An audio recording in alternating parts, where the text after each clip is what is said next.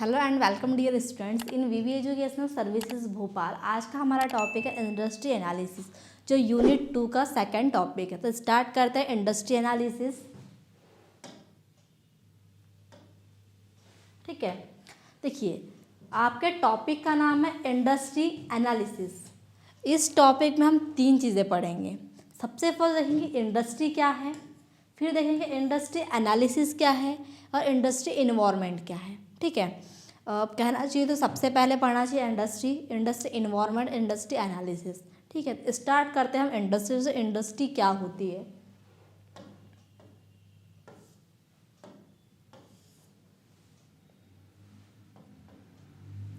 Industry, okay, industry refer to a group of firm of companies that process similar product और service and satisfy the same customer needs. देखो industry आप समझ सकते हैं industry क्या होती है। आपने भी इंडस्ट्री देखा है। अब आप देखो कि आपने कहीं इंडस्ट्री देखा, ऐसा नहीं कि वहाँ पर एक छोटी सी इंडस्ट्री बना दी, काम खत्म। ये चीज़ें नहीं होती है। इंडस्ट्री बहुत बड़े लेवल पे हो सकती है, छोटे लेवल पे भी होती है, पर इतने बड़ी तो होती है जहाँ पर कम से कम 100-200 लोग या कम से कम 50-100 लोग तो काम करते ही है। इंडस्ट्री छोटी सी नहीं होती। इंडस्ट्री अगर किसी चीज़ की है तो क्या होगी, थोड़े बड़े लेवल पे ही होती है। ठीक है, सिंपल सा बोलते उद्योग। आप कोई भी इंडस्ट्री चला रहे हैं, कोई कंपनी चला रहे हैं, वो ये क्या होता है, इंडस्ट्री कहलाती है। तो इंडस्ट्री उन सभी कंपनियों या व्यवसायों का समूह होता है जो एक जैसे प्रोडक्ट या सर्विस बनाते हैं और एक ही तरह के ग्राहकों की ज़रूरत ही पूरा करते हैं। देखो कि इंडस्ट्री क्या होती है। इंडस्ट्री एक सिंपल इतना सा, मान लो कि एक कंपनी ओपन हुई और ये क्या है, इंडस्ट्री है। नहीं, ऐसा नहीं होता। इंडस्ट्री क्या होती है, इंडस्ट्री उन सभी कंपनियों और या फिर बोल सकते व्यवसायों का समूह होता है जिससे मिलकर एक इंडस्ट्री बनती है। बहुत सारी कंपनी होती है और इसकी एक मेन इंडस्ट्री होती है। ठीक है, क्योंकि वो हर जगह छोटे छोटे लेवल पे काम करती है। तो वही बोला गया है कि इंडस्ट्री उन सभी कंपनी या व्यवसायों का समूह होता है जो एक जैसे प्रोडक्ट या सर्विस बनाते हैं, एक ही तरह के ग्राहक की ज़रूरतें पूरी करते हैं। जैसे कि मैंने आपको बताया था कि LIC, ठीक है, एग्जाम्पल में भी दिया है। देखो LIC, HDFC life, SBI life, ये क्या है, ये तीनों लाइफ इंश्योरेंस पॉलिसी है। अब इन देखो, हम बोल सकते हैं, डायरेक्ट बोल सकते हैं लाइफ इंश्योरेंस इंडस्ट्री, इतना हमने बोल दिया, काम खत्म हो गया। पर ये नहीं, ये इंडस्ट्री किससे मिलकर बनी है। ये SBI लाइफ भी आएगा इसमें, HDFC लाइफ भी आएगा, ठीक है, LIC भी आएगा। देखो ये क्या है, ये भी कंपनियां हैं। LIC कंपनी है, HDFC लाइफ कंपनी है, SBI लाइफ कंपनी है। बट इन तीनों कंपनी से मिलकर क्या बनी है, लाइफ इंश्योरेंस इंडस्ट्री बनी है। देखिए जैसे कि टाटा मोटर्स हो गया, मारुति हो गया, हुंडई हो गया, ये क्या है, ये ऑटोमोबाइल कंपनी से। ठीक है, ये ऑटोमोबाइल कंपनी है, पर क्या है, ये तीनों मिलकर क्या बनाती है, एक ऑटोमोबाइल इंडस्ट्री बनाती है। क्यों? क्योंकि इसका भी काम क्या है, ऑटोमोबाइल प्रदान करना। मारुति का काम क्या है कि वे ये भी व्हीकल प्रदान करती हैं। हुंडई क्या करती है, ये भी व्हीकल प्रदान करती है। देखो काम तीनों का एक ही है, सब अपने अपने ब्रांड के काम कर रहे हैं। ठीक है, इसकी अलग कंपनी हुंडई की, मारुति की अलग कंपनी है, टाटा मोटर्स की अलग कंपनी है। कंपनी एक ही है, पर क्या है, इंडस्ट्री सबकी एक ही है, क्योंकि सबका के पास प्रोडक्ट एक ही है। देखो अगर टाटा मोटर्स कार दे रही है तो क्या है, मारुति भी कार दे रही है, हुंडई भी कार दे रही है। ठीक है, तो क्या है, देखो तीनों सर्विस एक ही दे रही है, मतलब क्या बनी है, तीनों मिलकर क्या बनाती है, इंडस्ट्री बनाती है। जैसे देखो एयरटेल, जियो, VI, तीनों सिम है। ठीक है, तीनों सिम है। आप VI का सिम यूज़ करो, जियो का सिम यूज़ करो, एयरटेल का यूज़ करो। ठीक है, आप वोडाफोन सिंगल यूज़ करो, आइडिया सिंगल यूज़ करो। ठीक है, BSNL यूज़ करो। सिम होती है, सभी सिम है, पर क्या है, वो एक टेलीकॉम इंडस्ट्री है, क्योंकि वहाँ पर सिर्फ सिम का काम होता है। देखो एयरटेल अगर अपनी सर्विस प्रोडक्ट प्रदान कर रही है आपको, तो भी क्या देगी, सिम ही देगी। जियो भी सिम ही देगी, VI भी क्या है, सिम ही देगी। ठीक है, प्रोडक्ट सबके पास एक है, पर क्या है, उसकी एक इंडस्ट्री है, सब अपने अपने कंपनी के देंगे। ठीक है, सबकी कंपनी अलग है, पर प्रोडक्ट सबका एक ही है, सिम। वैसे ही क्या, टाटा मोटर्स, हुंडई हो, मारुति हो, अदर कोई भी कंपनी हो, वो क्या देगी, आपको व्हीकल ही देगी। ठीक है, क्योंकि सबके पास प्रोडक्ट एक ही है। कस्टमर जो कस्टमर को जो चीज़ चाहिए होती है वो क्या सबके पास है, बस सबकी कंपनी अलग है। अब वो कस्टमर पर डिपेंड करता है किसको किस कंपनी की चीज़ पसंद आती है। मान लो कि 3 कस्टमर, किसी को टाटा मोटर्स की कार पसंद आई, एक को मारुति की आई, एक को हुंडई की आई, ठीक है। अब तीनों को क्या हुआ, तीनों को कार पसंद आई, ठीक है, पर तीनों को अलग अलग कंपनी की आई। पर क्या हुआ, तीनों कंपनी मिलकर तो एक ही वो बना रही ना, प्रोडक्ट उनका तीनों का सेम है, बस कंपनी चेंज है। वही चीज़ होती है कि इंडस्ट्री क्या होती है, बहुत सारी कंपनी उससे मिलकर बनती है, मतलब कंपनी का जो समूह है वही क्या कहलाता है, इंडस्ट्री कहलाता है, ठीक है।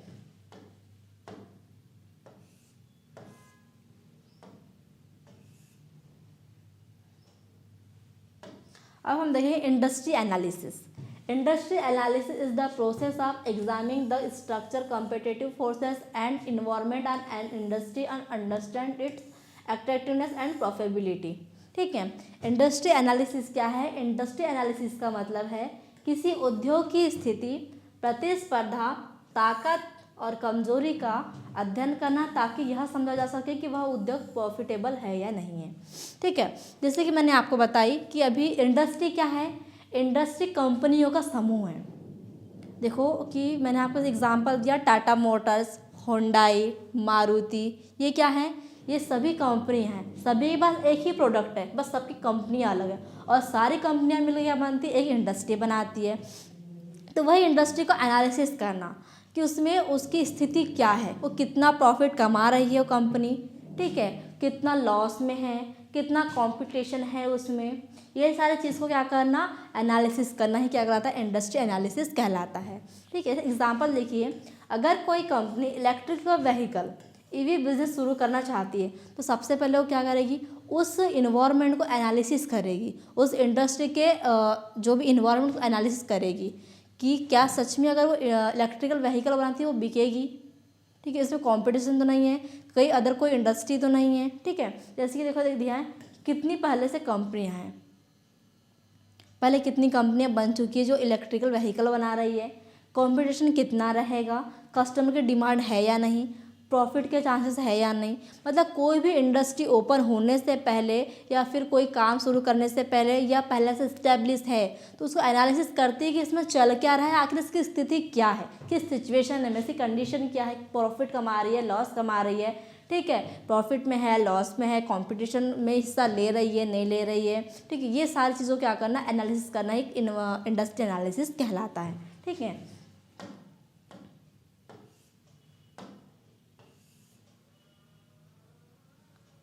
फिर इंडस्ट्री एनवायरनमेंट। इंडस्ट्री एनवायरनमेंट का मतलब है जो बाहरी फैक्टर्स जो किसी पर्टिकुलर इंडस्ट्री को डायरेक्टली अफेक्ट करते हैं, ठीक है। Industry environment refer to the factors and forces that influence all firms operating with a particular industry. Industry environment उन सभी बाहरी तत्वों का समूह है जो किसी एक उद्योग में काम कर रही सभी कंपनियों को प्रभावित करते हैं। देखो, इंडस्ट्री इन्वायरमेंट का मतलब क्या है, इंडस्ट्री इन्वायरमेंट का मतलब है वो बाहरी क्या फैक्टर्स जो किसी पर्टिकुलर इंडस्ट्री को डायरेक्टली क्या कर रहे हैं, अफेक्ट कर रहे हैं। देखो, अभी हमने इसमें लास्ट टॉपिक भी क्या पढ़ा था, इन्वायरमेंटल स्कैनिंग पढ़ा था, जिसमें हमने बिजनेस इन्वायरमेंट पढ़ा था। बिजनेस इन्वायरमेंट क्या हो रहा था, बिजनेस इन्वायरमेंट वो इन्वायरमेंट होता है या फिर वो टेक्निक कहना चाहिए, वो फैक्टर्स होते हैं जो क्या करते हैं, उसको इफेक्ट डालते हैं। इसमें क्या कहा गया है, उसको बाहरी वातावरण मतलब एक्सटर्नल फैक्टर्स जो क्या कर रहे हैं, डायरेक्ट उस पर इंडस्ट्री पर क्या कर रहे हैं, अफेक्ट डाल रहे हैं, वही क्या कहलाते हैं, वही इंडस्ट्री इन्वायरमेंट कहलाता है।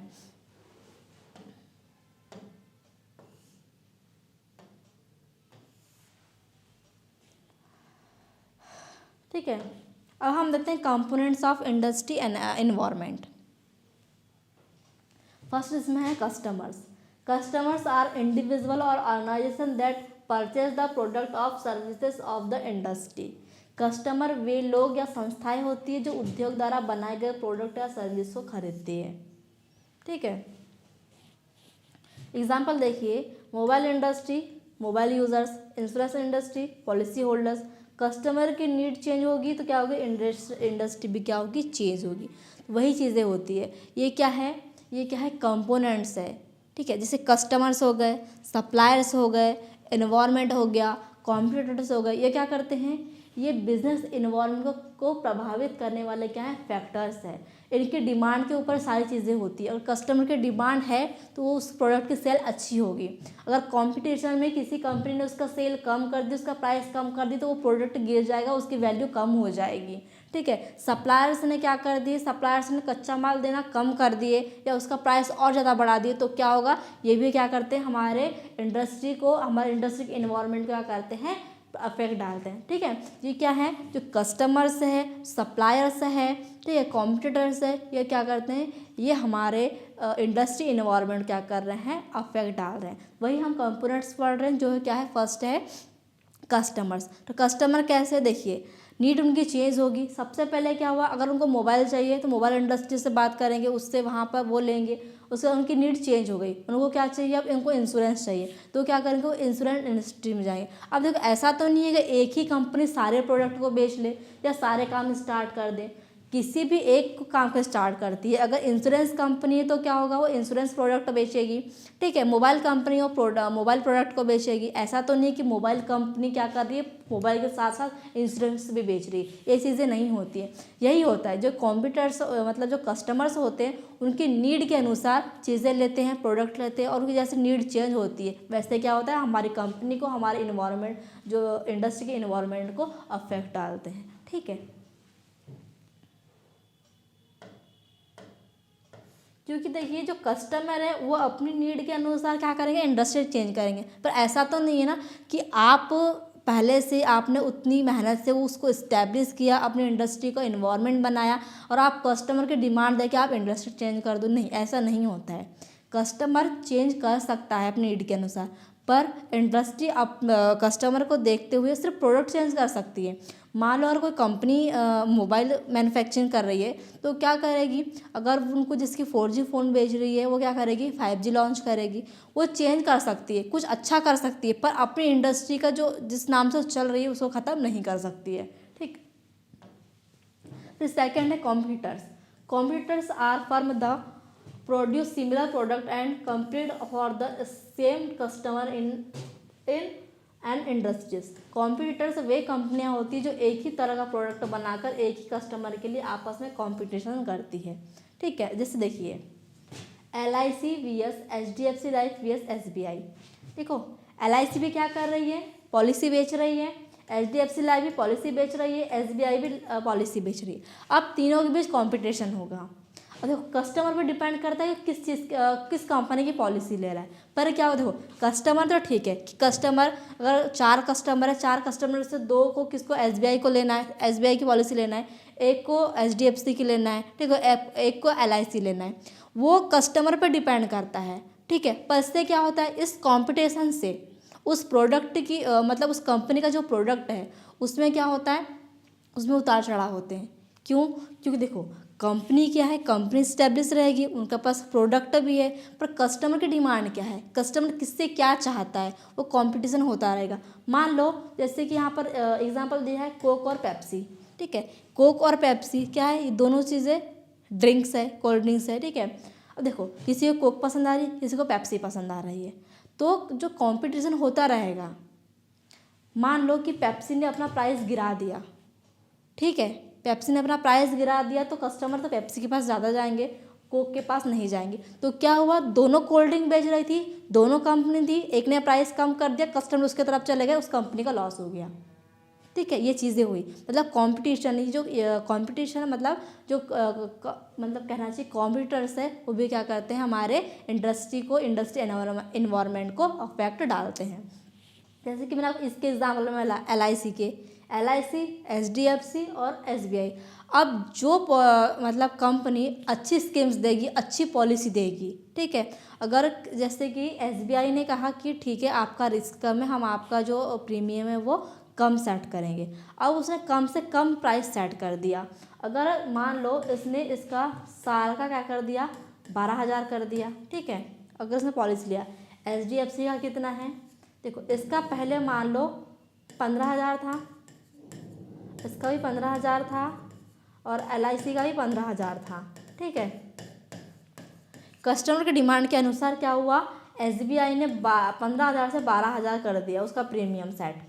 तो क्या होगा, कस्टमर यहाँ पर झुक जाएंगे, तो पॉलिसी ज़्यादा किसकी होगी, SBI की होगी।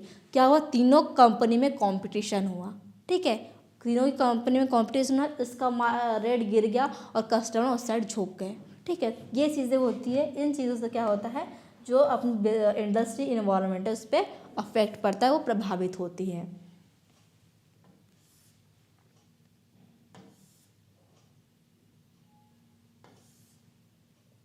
ठीक है, अब थर्ड है सप्लायर्स।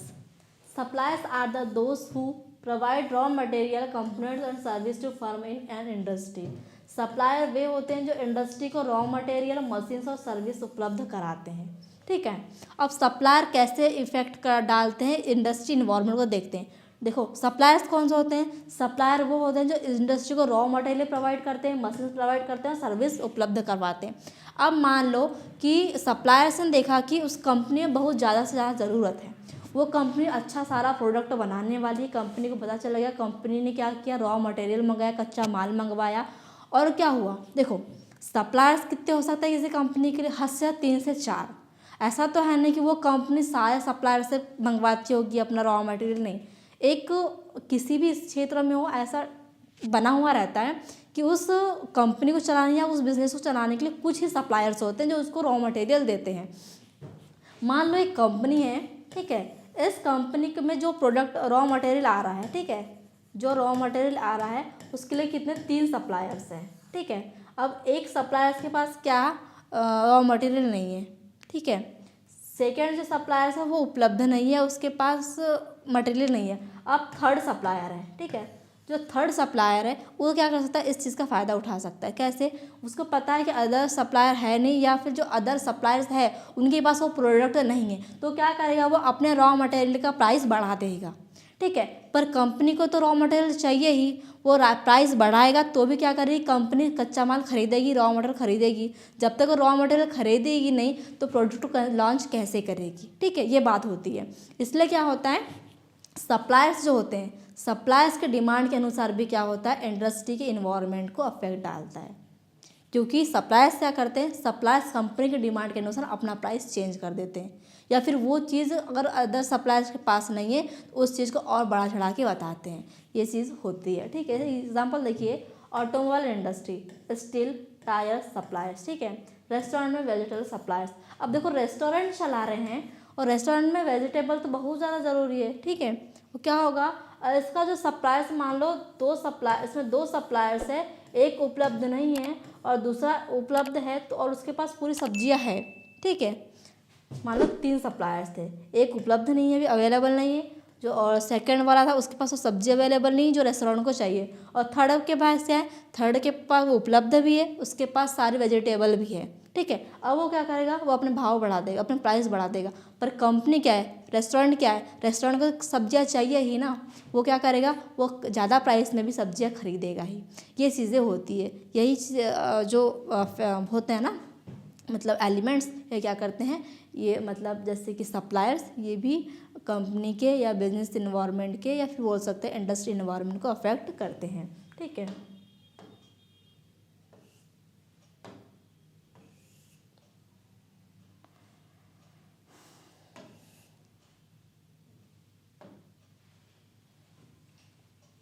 अब फोर्थ है सरकार और नियम बनाने वाली संस्थाएं। Government and regulatory bodies set rules, law and policy that affect the functioning industries. सरकार और रेगुलेटरी बॉडीज वे संस्थाएं थी जो नियम, कानून, पॉलिसी बनाकर उद्योग को नियंत्रित करती है। जैसे देखो banking industry RBI, SBI industry IRDI, ठीक है, pollution control rules of factories. तो जो चीज़ें क्या होती है, देखो बनी हुई है, कंपनी चल रही है, पर कंपनी किसके रूल्स चलेगी, गवर्नमेंट के रूल से चलेगी, ठीक है, उसका टैक्सेशन गवर्नमेंट सेट करेगी, ठीक है, GST गवर्नमेंट सेट करेगी, ठीक है, हर चीज़ क्या होता है गवर्नमेंट सेट करती है। ये भी क्या है, ये भी बिजनेस इन्वायरमेंट है, इंडस्ट्री इन्वायरमेंट का क्या है, कंपोनेंट है, ठीक है। अब मैं आपको एक चीज़ बता दूं कि जो चीज़ें मैंने आपको बताई, ठीक है, और क्या सप्लायर्स, कस्टमर्स और कॉम्पिटिटर्स, ये क्या है, ये बिजनेस इन्वायरमेंट को अफेक्ट डालने वाले फैक्टर्स भी है और कंपोनेंट्स भी है। आप 2 टाइप से पढ़ेंगे।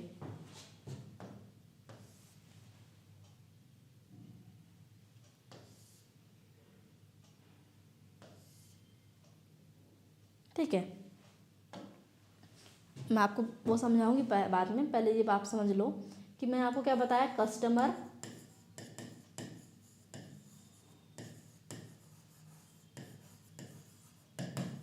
सप्लायर,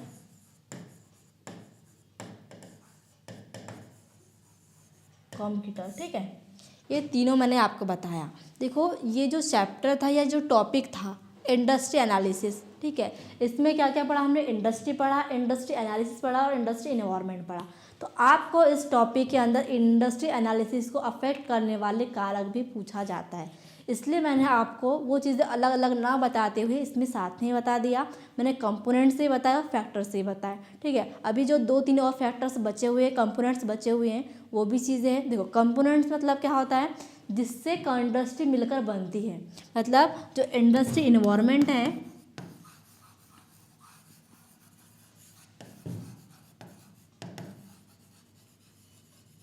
ठीक है, जो इंडस्ट्री इन्वायरमेंट है वो क्या, जिस चीज़ों से मिलकर बना होता है उसको क्या कहते हैं, कंपोनेंट। ठीक है, और जो चीज़ अफेक्ट करती है वो क्या होते हैं, फैक्टर्स। तो जो तीनों बताई मैंने, ठीक है, ये क्या है, ये फैक्टर से भी है जो क्या कर रहे हैं, इंडस्ट्री इन्वायरमेंट को इफेक्ट डाल रहे हैं, इफेक्ट कर रहे हैं। ठीक है, और ये तीनों क्या है, ये तीनों कंपोनेंट से भी जिससे मिलकर इंडस्ट्री बनती है, इंडस्ट्री का इन्वायरमेंट बनता है। देखो चीज़ें आप अलग अलग नहीं लेना है, मैंने आपको दोनों चीज़ साथ में बताई है। अगर आप पूरा वीडियो देख रहे हैं तो आपको समझ में आएगा कि जो सप्लायर, कस्टमर और कॉम्पिटिटर्स है, ये क्या है, वो फैक्टर्स भी है जो क्या कर रहे हैं, हमारे बिजनेस इन्वायरमेंट को, इंडस्ट्री इन्वायरमेंट को अफेक्ट डाल रहे हैं, जिससे क्या हो रहा है, हमारे बिजनेस इन्वायरमेंट को प्रभावित हो रहा है। ठीक है, और ये तीनों जो है, कस्टमर, सप्लायर और कॉम्पिटिटर्स, ये क्या है, कंपोनेंट्स भी है, क्योंकि इनसे मिलकर ही क्या बनती है, हमारी इंडस्ट्री बनती है, हमारी इंडस्ट्री का इन्वायरमेंट बनता है। ये चीज़ें आप हमेशा याद रखिए कि जो तीनों चीज़ें होती है, कस्टमर, सप्लायर और कॉम्पिटिटर्स, ये तीनों क्या है, एक बिजनेस इन्वायरमेंट के लिए, इंडस्ट्री इन्वायरमेंट के लिए कंपोनेंट्स भी है, और क्या है, फैक्टर्स भी, जो क्या करती है, हमारे बिजनेस इन्वायरमेंट को या इंडस्ट्री इन्वायरमेंट को क्या करती है, इफेक्ट डालती है, प्रभावित करती है। ठीक है,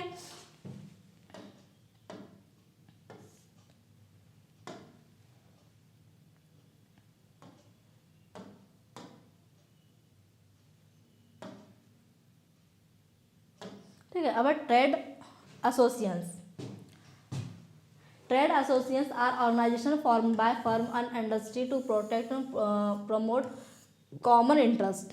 ट्रेड एसोसिएशन उद्योग की कंपनियों द्वारा बनाई गई संस्थाएं होती है जो जिनके कॉमन हितों की क्या करती हैं, रक्षा करती हैं। मतलब ट्रेड एसोसिएशन मतलब उद्योग संघ। देखो उद्योग क्या है, कंपनियों का समूह है, ठीक है, तो उनसे जो संघ मिलकर बनता है, उद्योग संघ मतलब जितनी कंपनी है उसका क्या बनेगा, एक संघ बनता है, जिसे ट्रेड एसोसिएशन कहते हैं। जैसे आपने सुना होगा, वो ट्रेड एसोसिएशन का क्या है, मेंबर है, ठीक है, वो क्या है, अध्यक्ष है। ये चीज़ हम सुनते हैं, ट्रेड एसोसिएशन मतलब उद्योग संघ, किसी चीज़ से, मतलब उद्योग किससे मिलकर बनाए, कंपनी से मिलकर बनाए, उनका क्या होता है, एक संघ होता है, उस संघ में अध्यक्ष, उपाध्यक्ष, सचिव, ठीक है, संचालक, ये सारी चीज़ें होती है। वही बताया गया है कि ट्रेड एसोसिएशन उद्योग की कंपनी द्वारा बनाई गई संस्था होती है जो उनके कॉमन हितों की रक्षा करती है।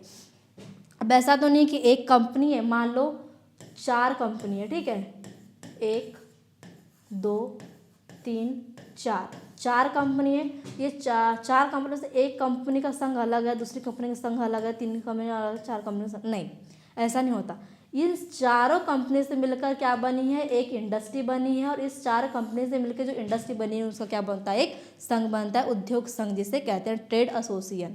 ठीक है, जो क्या करता है, इन चारों कंपनियों को चलाता है। ठीक है, इस कंपनी द्वारा बनाई गई, इन कंपनियों द्वारा ही बनाई गई संस्था है पर वो, ठीक है, इस चारों कंपनियों के द्वारा ही क्या बनाई गई है, वो उद्योग बना है, वो उद्योग की वो संस्था बनी है, जो क्या करता है, अगर चारों कंपनियों को किसी चीज़ की ज़रूरत है, किसी को किसी चीज़ का हित चाहिए, तो क्या करेगी, वो संस्था उनको सपोर्ट करती है। फिर है strategic groups. Strategic groups are form within the industry and follow similar strategy of business models. Strategic groups उन कंपनियों का समूह होता है जो एक ही इंडस्ट्री में होती हुई समान स्ट्रेटजी अपनाते हैं। जैसे एग्जांपल देखिए, बजट एयरलाइंस, इंडिगो और क्या, space jet, luxury cars, BMW, Audi. इसमें क्या होगा, स्ट्रेटजी मतलब जो गोल्स होते हैं, लॉन्ग टर्म गोल्स होते हैं, उन्हें कहते हैं। तो स्ट्रेटजी ग्रुप उन कंपनियों का समूह होता है जो एक ही इंडस्ट्री में होते हुए भी समान स्ट्रेटजी बनाते हैं, जिनका लेवल सेम होता है, ठीक है, उनका जो गोल होता है वो भी क्या होता है, समान होता है, और क्या करते हैं, एक ही इंडस्ट्री में रह के एक ही स्ट्रेटजी को अपनाते हैं, ठीक है। ठीक है, तो ये जो मैंने आपको 6 कंपोनेंट्स बताए वो क्या है, वो इंडस्ट्री इन्वायरमेंट के कंपोनेंट्स हैं जिससे मिलकर इंडस्ट्री इन्वायरमेंट बनता है। और जो मैंने आपको 3 फर्स्ट में बताए थे, कस्टमर, सप्लायर्स, कॉम्पिटिटर्स, वो क्या है, वो तीनों भी कंपोनेंट्स के साथ साथ क्या फैक्टर्स है जो कंपनी के इन्वायरमेंट को या इंडस्ट्री इन्वायरमेंट को क्या करते हैं, इफेक्ट डालते हैं या प्रभावित करते हैं। आई होप आपको आज का टॉपिक अच्छे से समझ में आया होगा। Thank you very much.